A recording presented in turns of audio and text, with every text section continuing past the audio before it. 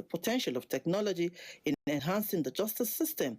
By embracing digital technology, the legal system can become more efficient, effective, and to all Nigerians. News Jaws. Now, a new wave of advocacy has emerged, and Nigeria's become increasingly restrictive, and weak enforcement of data protection laws threatens the citizens' freedom of expression and privacy. At the Right and a Rhythm concert in Abuja, Accountability Lab Nigeria said the initiative seeks to translate complex policy issues through music and storytelling.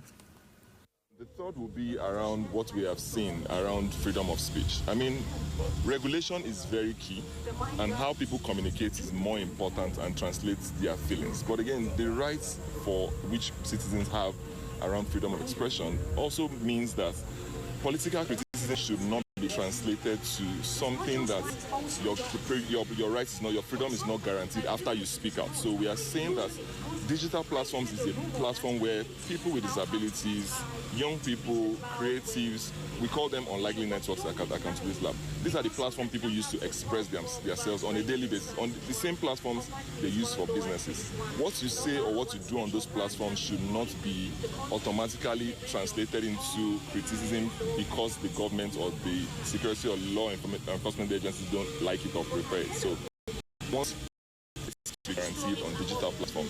Lastly, I'm also saying that one of the things we are trying to build here, digital platforms across the world has changed the way elections operate. So you find out that algorithms are shifting, and in 2027 we'll be having elections. All of these things will come into play, and we're also calling on platforms and tech companies to also be responsible in how they manage their platforms with citizens' information. So we have all of these emerging issues coming up, but one thing is fundamental, and the fact that people do not really understand what the Data Protection Act is like. People do not understand the provisions of the Cybercrime Act. People do not understand what the conversations are about. So Accountability Lab Nigeria, we thought it's wise to have this program where we can use music to break down the conversations. The Rights Group noted that the Act remains one of the most powerful mediums to connect with young audiences, break down barriers of education and language, and drive public participation in digital governance. And as part of activities to commemorate this year's Cybersecurity Week, a day set aside to increase